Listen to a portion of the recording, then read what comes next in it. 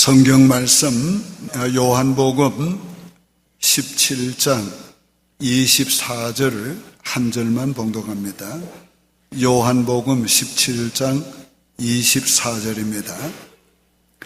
아버지여 내게 주신 자도 나 있는 곳에 나와 함께 있어 아버지께서 창세 전부터 나를 사랑하심으로 내게 주신 나의 영광을 그들로 보게 하시기를 원하옵나이다. 아멘. 주의 영광을 소망합시다.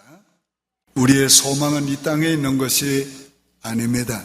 우리의 소망은 영원한 하나님의 나라에서 주의 영광을 보며 우리가 받은 그 영광을 영원히 주님과 함께 누리는 것입니다. 이 땅에 사는 날 동안 우리는 주님의 영광을 바라보며 살아야 합니다. 우리가 주의 영광을 바라보면 주님과 같이 거룩하심과 그 아름다우심을 우리가 닮아가게 될 것입니다. 오늘 이 본문은 예수님께서 이 땅에 사실 때의 마지막 제자들을 위한 기도의 내용 중에서 한 구절을 봉독했습니다. 이 기도는 제자들만 위한 기도가 아닙니다. 이 기도는 예수 그리스도를 믿는 모든 사람을 위한 기도였습니다. 그래서 20절에는 내가 비옵는 것은 이 사람들만 위한 것이 아니요 또 그들 말로 말미암아 나를 믿는 사람들도 위함이니 이렇게 기록하고 있습니다. 이 기도의 마지막은 바로 내게 주신 나의 영광을 그들도 보게 하시기를 원하옵나이다입니다. 이것이 주님의 소원이요 이게 하나님의 소원이요 이것이 우리를 구원하신 목적입니다. 첫째, 주님의 영광을 바라보아야 합니다. 24절에 아버지께서 창세전부터 나를 사랑하심으로 내게 주신 나의 영광을 그들도 보게 하소서. 예수님이 창세전부터 가졌던 아버지의 영광이 있었습니다. 이 영광은 바로 영광의 본체였습니다. 영광의 본체이신 하나님의 영광을 하나님은 사랑하는 아들에게 주셔서 그 영광을 함께 누리고 계셨습니다. 하나님의 영광이 무엇입니까? 하나님의 속성이 완전히 드러나는 것을 말하는 것입니다. 하나님의 영원성, 불변성, 전능성, 전지성, 거룩성, 하나님의 사랑, 이 모든 것들이 완전하게 드러날 때 나타나는 것이 바로 하나님의 영광인 것입니다. 예수님은 창세전부터 바로 그 영광을 가졌었는데 그 영광을 아버지께서 오늘 우리에게도 주신 것입니다. 17장 5절에 아버지여 창세전에 내가 아버지와 함께 가졌던 영화로서 지금도 아버지와 함께 나를 영화롭게 하옵소서. 그 영광을 버리시고 인간의 몸을 입고 오셨으나 이 땅에 오신 후에도 하나님께서 그 영광을 주셨고 드러내게 해주셨습니다. 육신의 몸을 입고 오셨기 때문에 그 영광이 가리워져 있었습니다.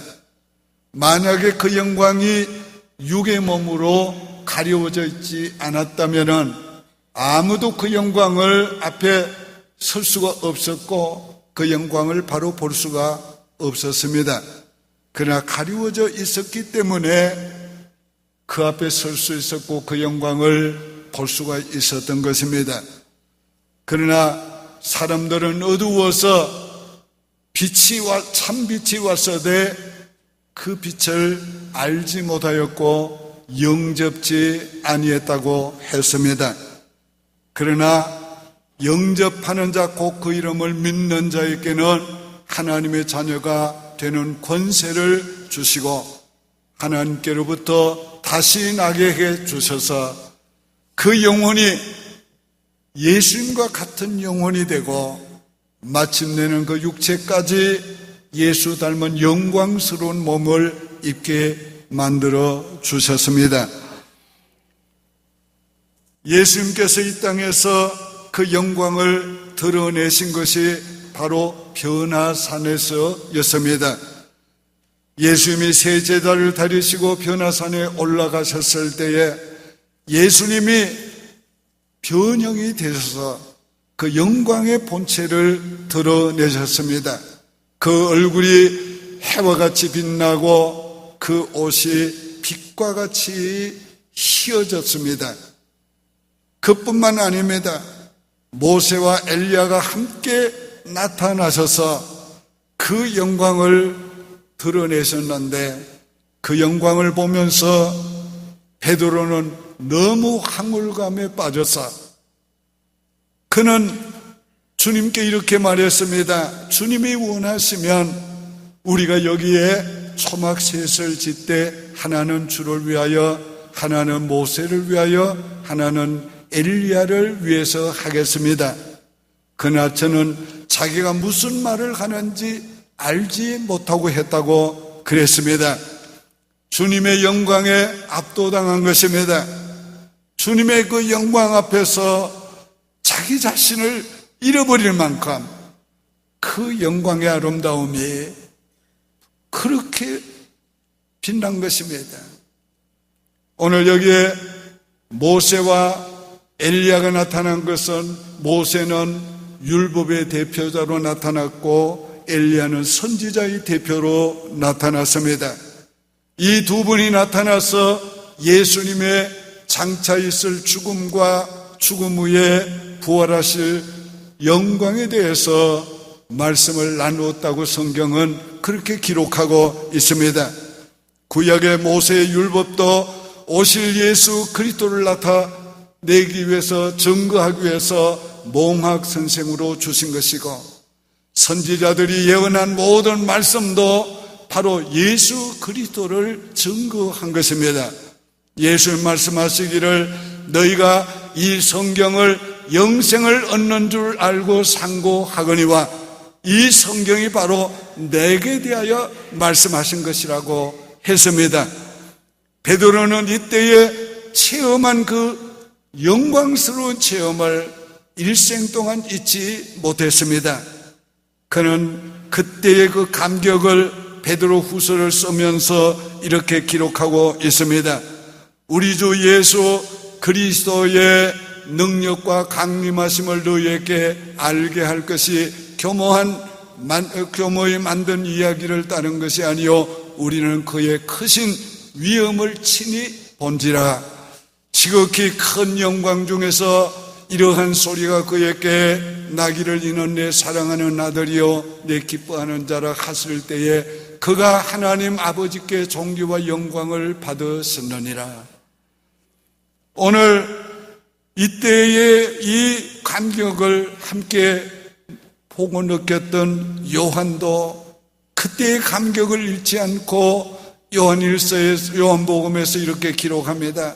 말씀이 육신이 되어 우리 가운데 거하심에 우리가 그를 보니 아버지의 독생자의 영광이요 은혜와 진리가 충만하더라. 오늘 예수 그리스도를 본 자는 다 변화를 받습니다. 구약에서 이사야 선지자가 주의 영광을 보았습니다. 이사야 6장에서 우시야 왕이 죽던 해에 높이 들린 보좌에 계신 하나님을 보았는데 그의 옷자락이 성전에 가득하더라. 이는 바로 예수 그리스도를 가리킨 것입니다. 보좌의 높이에 앉으신 것은 예수 그리스도의 왕직을 가리킨 것이고 그 성전에 옷자락이 가득한 것은 주님의 제사장직을 나타낸 것입니다. 이사야는 이렇게 하나님을 모시고 살던 그 서랍들이 주님을 모시고 그 그분의 영광을 찬양한 것을 보았습니다. 두 날개로 얼굴을 가리우고 두 날개로 발을 가리우고 두 날개로 날면서 창화하여 가로되 거룩 거룩 거룩 거룩 하시는 걸 보았습니다. 이 스랍들이 거룩을 노래할 때에 성전의 문지방이 흔들렸다고 그랬습니다. 이게 하나님의 영광입니다. 이게 예수 그리스도의 영광인 것입니다. 주님의 영광은 나타나게 될 때에 이와 같이 놀라운 그 영광의 영향을 받게 됩니다. 오늘 이사야는 이 주님의 영광을 한번 보고 주님이 가라는 명령을 받은 이후에 60년의 세월을 오직 주님이 보여주신 그 영광, 주님의 가라는 그 말씀 하나를 붙잡고 60년 동안을 사역했습니다. 하나님의 말씀을 듣지 않고 반대하는 그 백성을 향하여서 그는 오직 그때 받은 그 제 소명을 가지고 일생을 선지자로 사역할 수 있었습니다. 오늘 우리도 주님의 영광을 바라보아야 합니다. 우리도 한번 주님의 영광을 보고 난다면 이사야처럼 될 수 있습니다. 주의 영광을 한번 본다면 저 사울이 변해서 바울이 된 것 같은 그런 놀라운 우리 인생의 변화를 가져올 수가 있습니다. 우리도 주님의 영광을 한번 본다면 베드로처럼 요한처럼 야곱처럼 변화될 수 있습니다. 우리가 환상으로 주님의 영광을 보면 얼마나 좋겠어요. 그러나 비록 환상으로 주님의 영광을 볼 수 없다고 할지라도 우리는 말씀을 통해 주님의 영광을 볼 수 있습니다. 베드로는 변화산에서 체험을 한 이후에 그는 이렇게 고백을 했습니다.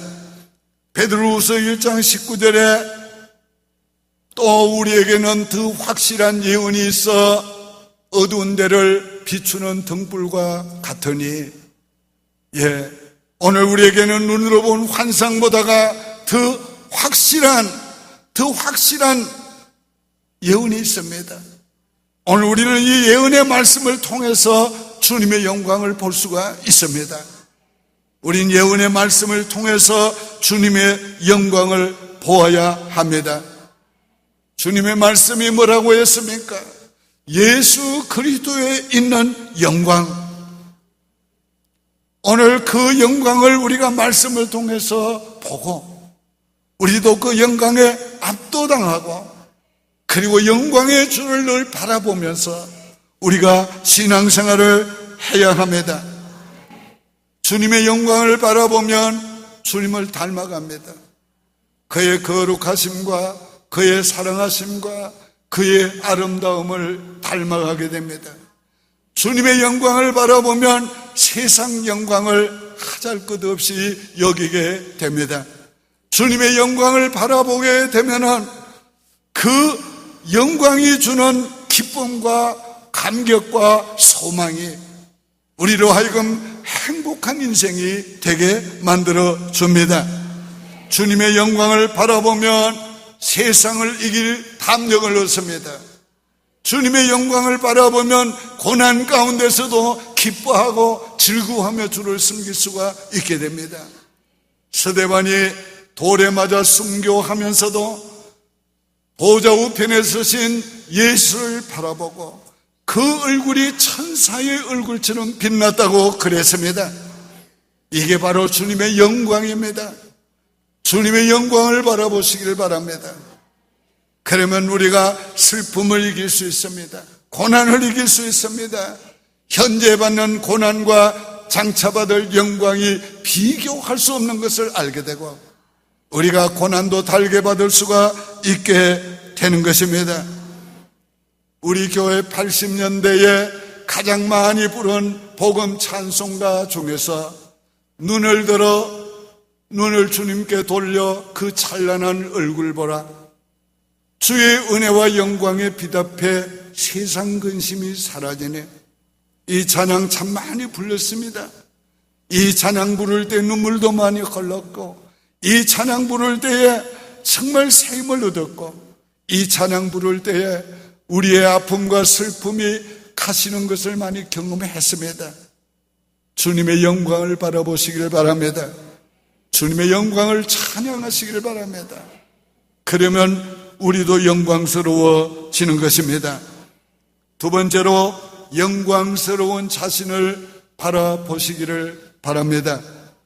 아버지여 내게 주신 자도 나 있는 곳에 나와 함께 있어 아버지께서 창세전부터 나를 사랑하심으로 내게 주신 나의 영광을 그들로 보게 하옵소서. 오늘 이 말씀 속에서 우리에게 주시는 메시지가 무엇입니까? 이미 우리는 예수 그리스도 안에서 제사함을 받았고 의롭다함을 얻었고, 우리는 성령으로 거듭나서 우리의 영혼은 이미 예수 그리스도의 영광스러운 영혼과 같이 되었습니다. 뿐만 아닙니다. 장차 우리가 주님 앞에 갔을 때에 오늘 우리의 몸까지 영광스럽게 바뀌게 될 것입니다. 로마서 3장 23절 24절은 이렇게 말합니다. 모든 사람이 죄를 범하였음에 하나님의 영광에 이르지 못하더니 그리스도 예수 안에 있는 구속으로 말미암아 은혜로 값없이 의롭다 하심을 얻은 자 되었느니라. 하나님이 우리를 구원하시는 목적이 영광에 이르게 하시는 것입니다. 죄로 말미암아 영광에서 떨어지고 영광에 이르지 못하는 인간을 죄사함을 그리스도 안에서 주시고 의롭다함을 주시고 성령으로 거듭나게 하셔서 그 영광에 이르게 하시는 것입니다. 우리는 이미 놀라운 영광스러운 존재가 되었습니다. 이후에 우리가 주님 앞에 갈 때는 몸까지 영화롭게 변화될 것입니다. 시편 17장 15절에 나는 의로운 중에서 주의 얼굴을 보리니 깰 때에 주의 형상으로 만족하리로다고 했습니다. 또한 빌립보서 3장 21절은 그 형상이라니 무엇을 말하는가를 설명하고 있습니다. 우리의 낮은 몸을 자기의 영광의 몸의 형체와 같이 변하게 하시리라. 오늘 우리는 주님 앞에 갈 때에 낮은 우리의 몸이 영광스러운 주님의 형체와 같이 변화되었어. 주님과 똑같은 영광의 몸, 영혼이 되어 주님이 누리고 있는 그 영광을 우리도 누리게 될 것입니다. 오늘 우리는 우리 자신을 볼 때에 그리스도 안에서 영광스러운 존재가 된 우리 자신을 보아야 하고, 우리의 미래를 볼 때에 주님 앞에 가서 영광스러운 존재로 영원히 주님과 함께 살 것을 바라보며 살아야 합니다. 오늘 우리가 이 땅에서 살 때에 연약한 자기를 보지 말고, 추하고 더러워지는 자기를 보지 말고, 날마다 넘어지는 자기를 보지 말고, 영광스러운 존재인 자기를 보고 영광스럽게 살 영원한 영광에 이르게 될 자신을 바라보시기를 바랍니다. 어떤 분은 이 말씀을 들을 때에 나 같은 사람이 그렇게 생각할 수가 있을 것입니다. 겉모습을 보지 마시고 우리의 속사람을 바라보시기를 바랍니다. 어떤 신신한 장로님이 딸이 티네이저 때에 집을 나갔습니다. 방탕생활을 했습니다. 세상적인 삶을 살았습니다. 그 딸을 생각하면 늘 마음이 아프고, 그 딸을 생각하면 이렇게 추하고 더러운 딸이 된 것을 인하여서 늘 괴로워하며 하나님께 기도했습니다. 그러던 어느 날 주님께서 그에게 깨달음을 주었습니다. 그 딸도 내가 십자가에서 흘린 피로 정결함을 받았느니라, 제사함을 받았느니라, 그도 내 사랑하는 딸이 되었느니라. 주님의 그 놀라운 깨달음 앞에 그는 제사함 받은 딸을 인하여 하나님께 감사하게 되었고, 그리고 그 딸이 이미 하나님의 딸이 된 것을 인하여 감사하며 하나님께 기도하게 됐습니다. 그러던 어느 날 그 딸이 집으로 돌아왔습니다. 두부부는 반갑게 맞이하고 안고 따라 잘 왔다. 얼마나 너를 기다린 줄 아느냐 하고 반갑게 사랑으로 영접했습니다. 이 딸은 좀 놀랐습니다. 자기가 집에 올 때에 두려운 마음을 가지고 왔습니다. 아마도 자기가 집에 들어서자마자 이 더러운 하고 나무랄 줄 알았습니다. 근데 전혀 그렇지 않았습니다. 부모의 따뜻한 영접과 사랑에 마음이 녹았습니다. 그는 변하기 시작했습니다. 그는 하나님의 아름다운 딸로 새 삶을 살게 되었습니다. 사랑하는 여러분, 오늘 나와 여러분은 그리스도 안에서 새로운 피조물이 되었습니다. 영광스러운 존재가 되었습니다. 영광스러운 존재가 된 나 자신을 보고 살아야 합니다. 영광스러운 존재가 된 우리 자녀를 보며 살아야 합니다. 오늘 장차 주님의 영광에 참여해서 영원히 영광을 누리게 될 우리를 바라보면서 오늘을 살아가시기를 바랍니다. 세 번째는 성령이 주의 영광에 이르게 하십니다. 고린도후서 3장 18절에 우리가 다 수건을 벗은 얼굴로 거울을 보는 것 같이 주의 영광을 보매 저와 같은 형상으로 화하여 영광으로 영광에 이르리니 곧 주의 영으로 말미암음이니라. 주의 영으로 말미암아 우리를 영광에서 영광으로 이르게 합니다. 주의 영으로 말미암아 영광스러운 존재로 거듭나게 해주셨고 주의 영으로 말미암아 영광에 이르게 되는 것입니다. 오늘 얼마나 감사합니까? 우리의 존재를 영광스러운 존재를 만들어줄 뿐만 아니라 영광스러운 존재로 살아가도록 변화시켜 주시고 마침내 영광에 이르게 하셔서 영광스러운 존재로 그 영광을 누리며 살게 해 주시는 것입니다. 인격과 우리의 삶도 점점 이 성령께서 변하게 해 주십니다. 이걸 성화라고 말씀하는 것입니다. 그러나 이것은 완전한 것은 아닙니다. 장차 변화될 것을 우리에게 보여주는 하나의 표적일 뿐입니다. 우리가 진짜 하나님 앞에 가면 예수님처럼 영광스러운 영과 몸을 입게 될 것입니다. 우리가 그런 우리 자신이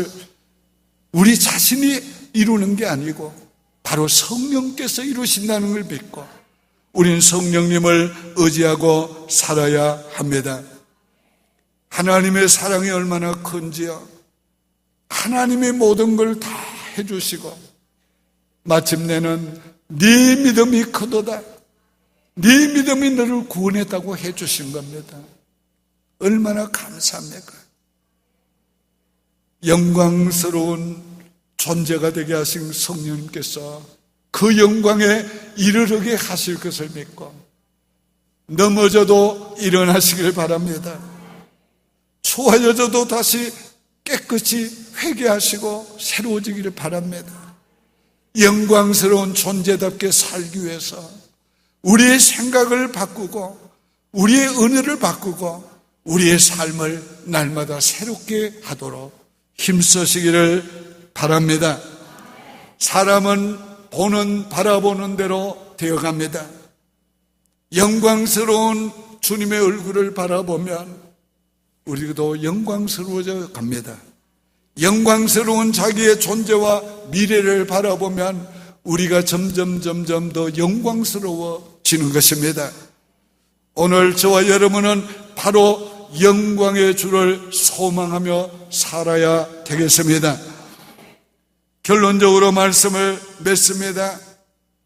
주님의 영광을 바라볼 때마다 우리는 새 힘을 얻게 됩니다. 주님의 영광을 바라볼 때마다 우리는 소망을 얻게 됩니다. 주님의 영광을 바라보게 될 때마다 아픔과 슬픔과 고난과 실패를 이길 수 있게 되는 것입니다. 더 나아가서 자기의 영광을 바라볼 때마다 낙심하지 않게 됩니다. 날마다 새로워가기 위해서 힘쓸 수 있게 되는 것입니다. 주님의 영광을 소망하고 살아갑시다. 기도드리겠습니다. 오 거룩하신 주님이여, 주님의 영광을 바라보며 주님의 영광을 소망하며 살아가기를 원합니다.